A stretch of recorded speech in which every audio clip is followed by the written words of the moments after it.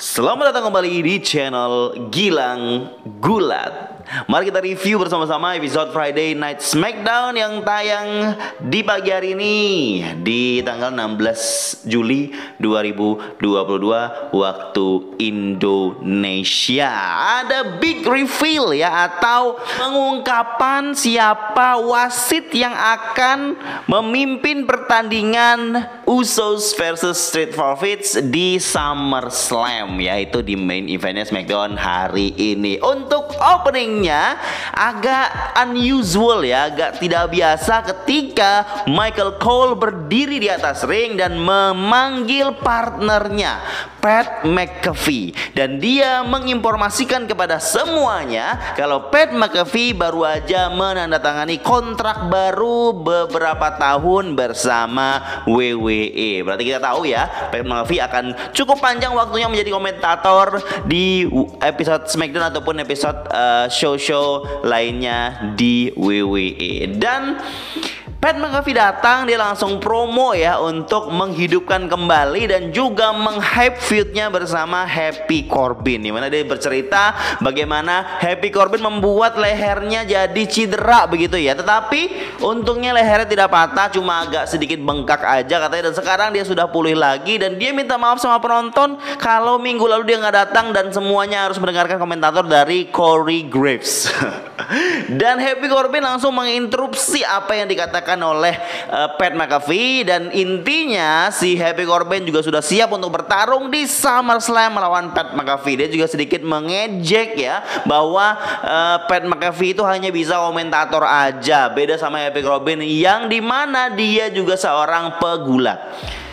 Satu poin yang saya ambil dari omongannya Pat McAfee pada saat promo di opening SmackDown ini, dia mengangkat cerita pada saat zaman mereka masih sama-sama di NFL, sama-sama sebagai American footballer atau pemain American football, yang mana itu zaman mereka, zaman dulu ya, sebelum Happy Corbin ataupun Baron Corbin masuk ke WWE. Dan ini kayak mengangkat long term storytelling yang sebenarnya nggak long term tapi dipaksakan long term, karena mereka sama-sama punya background yang sama dan pernah berteman pada saat mereka berkarir, meniti karir mereka sebagai pemain American football. Kita akan terus menantikan altercation antara mereka berdua. Apakah akan ada momen punt kick dari Pat McAfee ke Happy Corbin sebelum SummerSlam ya. Kita lanjut lagi segmen berikutnya. Dia adalah segmen SmackDown Women's Champion Liv Morgan melawan Natalya for Contenders match ya. Jadi kalau misalnya Natalya menang, Natalya bisa menantang lagi Liv Morgan dalam match title. Dan di match ini berjalan ya cukup ya lumayan lah ya, biasa-biasa saja, dan Liv Morgan bisa menang melawan Natalya. Tapi pertandingan nggak yang sebentar selesai gitu, tapi Natalya sedikit memberikan perlawanan, dan juga matchnya ya bisa dibilang cukup ya solid ya untuk standar women's-nya di WWE. Lanjut lagi segmennya untuk menghidupkan feud walau tanpa Brock Lesnar dan Roman Reigns. Ada Paul Heyman dan Mr. The Youngest, Mr. Money in the Bank, Theory, yang dimana pada saat Theory lagi diwawancara begitu di belakang layar, datanglah Paul Heyman yang ngobrol-ngobrol mau merayu si Theory untuk bekerja sama dengan dia untuk tidak cash in ke Roman Reigns ataupun di SummerSlam.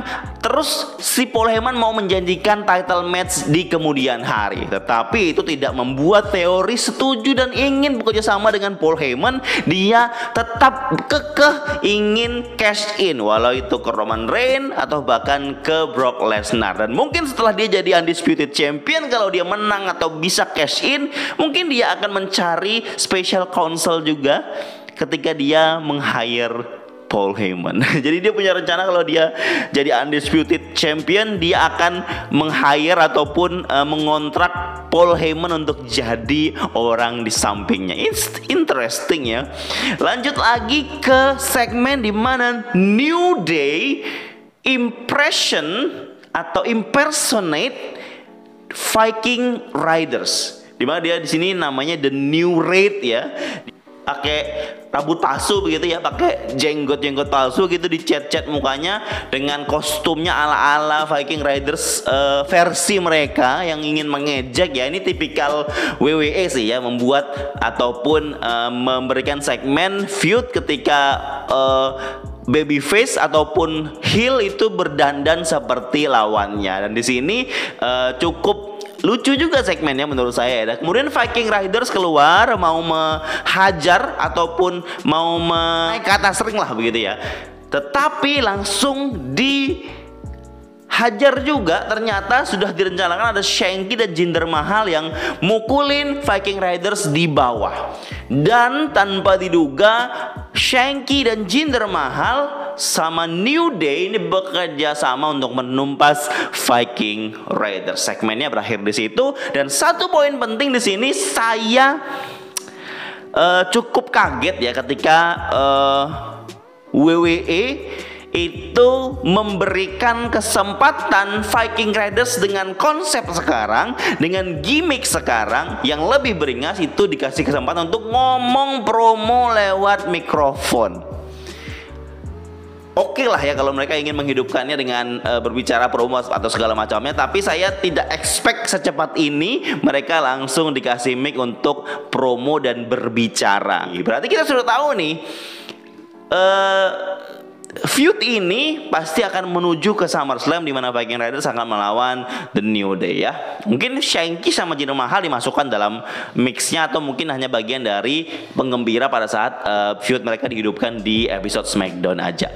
Lanjut lagi interviewnya si Gunther dan juga Ludwig Kaiser, dan sudah dischedulkan kalau akan ada rematch Shinsuke melawan Ludwig Kaiser lagi, di mana di episode sebelumnya Ludwig Kaiser kalah dan setelah itu si Gunther mukulin atau chop ke dadanya Ludwig Kaiser sebagai hukuman. Dan diperjelas di interview ini kalau memang Gunther memberikan pukulan itu adalah sebagai hukuman kepada Ludwig Kaiser, dan dia tidak mentoleransi ada kekalahan dalam timnya. Tidak boleh ada kekalahan. Pokoknya harus bisa kuat, bisa selalu menang. Dan sekali lagi dalam interview ini si Gunther memukul atau chop ke dadanya Ludwig Kaiser.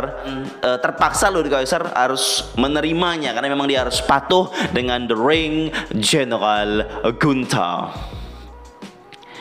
Ini cukup menarik menurut saya ya, karena di mana Ludwig Kaiser berjuang, di mana Ludwig Kaiser harus menerima dan bertahan sebagai bagian dari dinasti ataupun otoritarisasi oleh Gunther di episode-episodenya. Ada pemikiran, mungkin menurut saya ada pemikiran kalau si Ludwig Kaiser bisa jadi akan mengkhianati Gunther, tapi kayaknya dalam waktu yang cukup panjang lah menurut saya, karena biar Gunther ini karakternya saat ini cocoknya tetap harus dipasangkan dengan seorang juru bicara ataupun manajer seperti Ludwig Kaiser. Lanjut lagi, pertandingan yang diumumkan sebagai Sheamus melawan Drew McIntyre. Diinformasikan kalau winner faces Roman Reigns ataupun Universal Championship match di Clash at the Castle. Ini 2 kali nih diulang guys, dan 2 kali gagal juga. Memang lebih kesal yang episode sebelumnya nih SmackDown, dimana dari awal diinformasikan Sheamus lawan Drew.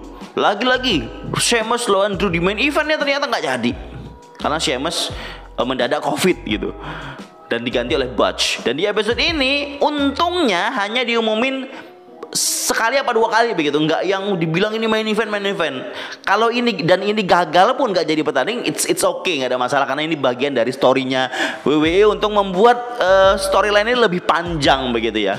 Dan dalam episode ini ternyata setelah siap-siap mau bertanding, si Butch ini nggak pernah diam ya, si Butch ini itu ngambil ring bell. Terus dia ring bellnya pada saat Rich Holland sama Drew McIntyre di atas ring. Jadi yang bertanding di sini adalah Rich Holland versus Drew McIntyre. Beberapa perlawanan sedikit dilakukan, akhirnya Drew McIntyre menang dengan Claymore kicknya dengan sangat simpel gitu ya. Terus Drew McIntyre memang sedikit menantang lagi untuk Sheamus. Ini udah teman-temannya udah habis semua nih sama Drew McIntyre. Harusnya Sheamus lah yang harus menginjakkan kaki one on one dengan Drew McIntyre. Saya curiga WWE akan terus memperpanjang ini hingga SummerSlam. Jadi pertandingan Drew McIntyre versus Sheamus itu akan di SummerSlam, yang dimana pemenangnya akan menantang Roman Reigns ataupun Brock Lesnar, siapapun yang menang di SummerSlam nanti di Clash at the Castle. Saya curiganya nanti ini akan terus diperpanjang ya. Jadi pertandingannya tidak akan terjadi hingga SummerSlam. Lanjut lagi adalah pertandingan atau informasi kalau Maxine Dupri itu saudara perempuannya Max Dupri itu akan hadir di episode SmackDown minggu depan. Dan itu menjelaskan kalau di episode SmackDown hari ini tidak akan ada Maximum Male Models segmen, nggak ada catwalk segmen. Kita nggak mendapatkan titillating the juices in our guilty pleasures. Kita nggak dapat itu ya di episode SmackDown hari ini, dan diumumkan akan didapatkan ataupun akan ada segmen Maximum Male Models dari Max Dupri dan adiknya Maxine Dupri di episode SmackDown minggu depan. Dan akan ada catwalk ataupun fashion baju-baju pantai, guys. Dan pertanyaannya adalah di minggu depan besok akan ada Maxine Dupri, dan siapa wanita yang akan berperan sebagai Maxine Dupri? Itu akan jadi misteri yang akan dipecahkan di episode SmackDown ya. Buat teman-teman yang mungkin sudah tahu rumornya siapa yang akan jadi Maxine Dupri, silahkan komen di bawah ya guys. Lanjut lagi adalah pertandingan Madcap Moss melawan Mr. Money in the Bank Theory. Dan Paul Heyman sempat merayu Madcap Moss lagi. Madcap Moss harus menghalangi Theory bisa cash in di Money in the Bank dengan mengalahkannya di episode SmackDown ini, dengan membuat dia cedera dan tidak muncul lagi berminggu-minggu kemudian. Dan Madcap Moss sebagai babyface tentu menolaknya, dan dia bilang, dengan kamu merayu seperti ini, Paul Heyman, kamu sepertinya agak khawatir apakah si Theory akan cash in di SummerSlam kan. Terus kelihatan kalau Paul Heyman cukup khawatir ya. Madcap Moss melawan Theory. Ini pertandingannya ya berjalan biasa-biasa saja menurut saya, dan ini berakhir diskualifikasi. Madcap Moss menang karena diskualifikasi saat Theory memukul Madcap Moss dengan briefcase-nya, dengan koper Money in the Bank-nya, dan pertandingan selesai begitu aja. Dan lanjut lagi adalah informasi kalau Brock Lesnar bakal muncul di episode SmackDown minggu depan. Dan lanjut lagi di match berikutnya adalah Angelo Dawkins di main event ya, melawan Jimmy Uso. Yang terjadi, Angelo Dawkins bisa memenangkan pertandingan dan mengalahkan Jimmy Uso. Dan ada sedikit kontroversi terjadi, di mana pada saat Angelo Dawkins ngepin Jimmy Uso bahu sebelahnya terangkat pada saat wasit tidak melihatnya, karena wasit di pertengahan match itu sempat pingsan atau sempat kesakitan begitu ya. Dan ini mengangkat lagi kontroversi yang sebelumnya terjadi di Money in the Bank, di mana dibutuhkan satu wasit yang spesial, yang tidak perlu begitu kredibel tapi cukup spesial aja untuk bisa menghindari kontroversi yang sama terjadi di SummerSlam nanti guys. Dan setelah match, karena sama-sama kontroversi ya, Adam Pearce datang dan mengumumkan sesuatu yang sudah ditunggu-tunggu sejak awal. Siapakah dia yang menjadi special guest referee?